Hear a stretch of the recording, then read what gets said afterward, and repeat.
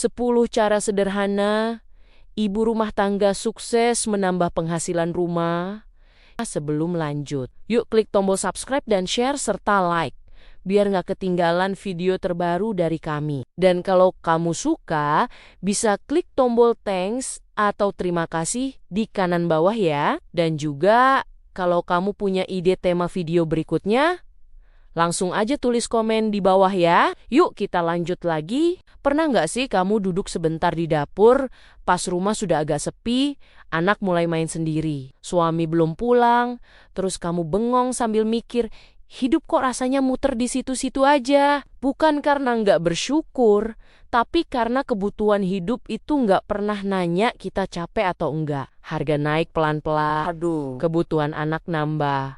Sementara uang segitu lagi. Banyak ibu rumah tangga pengen bantu nambah penghasilan rumah, tapi di kepala langsung muncul 1000 alasan. Takut nggak bisa, takut gagal, takut repot, takut dibilang sok jualan. Padahal sebenarnya yang paling ditakuti itu bukan gagal, tapi mulai. Di video ini aku mau ngajak kamu ngobrol santai, seperti teman lama yang sama-sama capek, sama-sama pengen hidup sedikit lebih lega, bukan janji kayak mendadak, tapi cara sederhana yang masuk akal dan bisa dilakukan pelan-pelan. Cara yang paling pertama, mulai dari hal yang sudah kamu lakukan setiap hari. Ini penting karena banyak orang gagal bukan karena nggak mampu, tapi karena mulai dari hal yang terlalu tinggi. Contohnya, kamu sudah masak tiap hari, sudah capek-capek di dapur. Daripada cuma habis di piring rumah sendiri, kenapa nggak sekalian dijual sedikit? Nggak perlu mikir rasa harus sempurna. Banyak orang beli bukan karena rasanya bintang 5, tapi karena praktis dan dekat.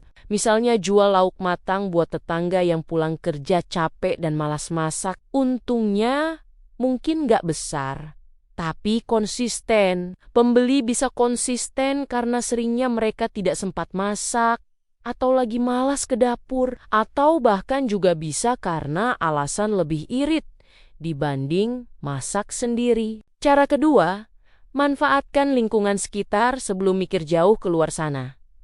Lingkungan terdekat itu pasar paling jujur. Kalau jualan gak laku, langsung ketahuan. Lagi pula jualannya gampang, gak perlu antar jauh-jauh, dan pembeli pun gak perlu bayar ongkir. Tapi kalau laku, repeat ordernya nyata.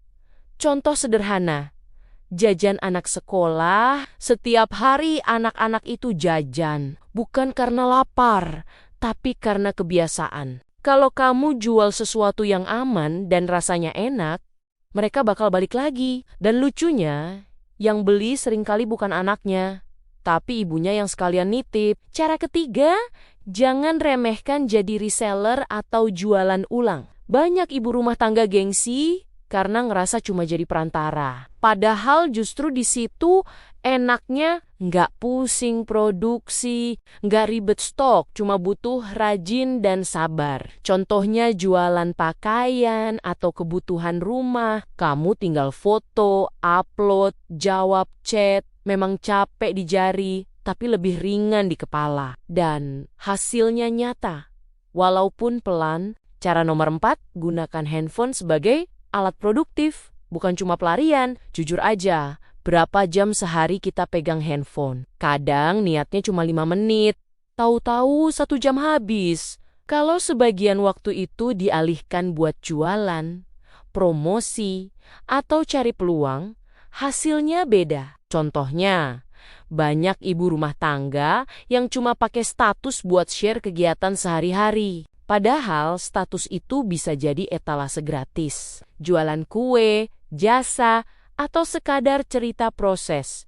Itu semua membangun kepercayaan. Cara kelima, buka jasa kecil yang orang lain butuhkan, bukan yang terlihat keren. Ini penting karena banyak orang kejebak pengen kelihatan usaha besar. Padahal kebutuhan kecil itu yang dicari. Contohnya jasa ngetik, cetak, atau bantu urus dokumen sederhana.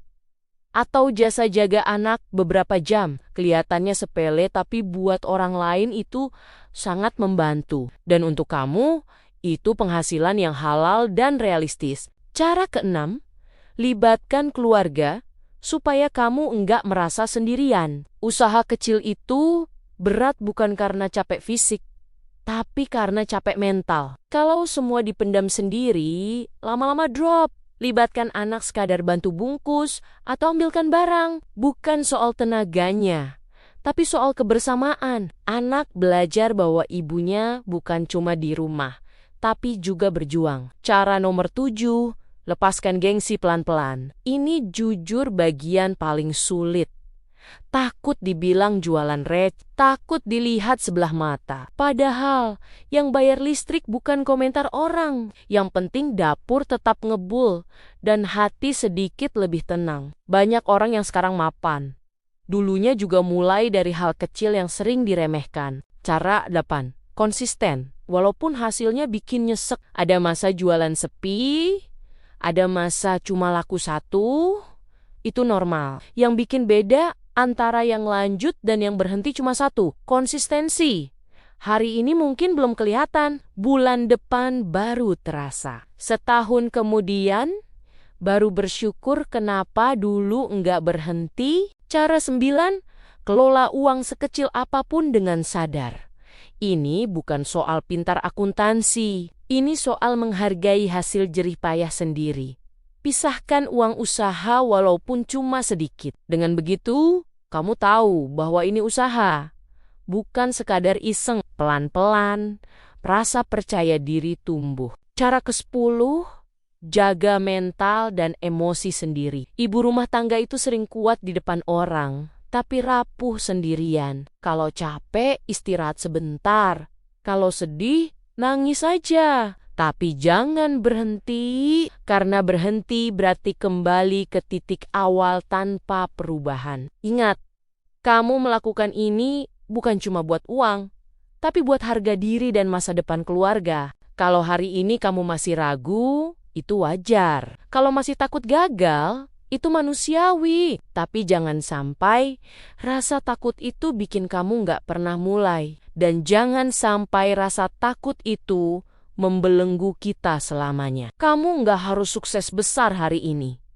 Cukup mulai dari langkah kecil yang nyata. Karena dari situlah pelan-pelan penghasilan rumah bisa bertambah dan kamu bisa bangga sama diri sendiri. Kalau kamu merasa cerita ini dekat dengan hidup kamu, berarti kamu nggak sendirian. Dan semoga setelah ini, kamu berani ambil satu langkah kecil hari ini juga. Demikian cerita kita kali ini. Sampai ketemu lagi di episode berikutnya. Tetap semangat ya!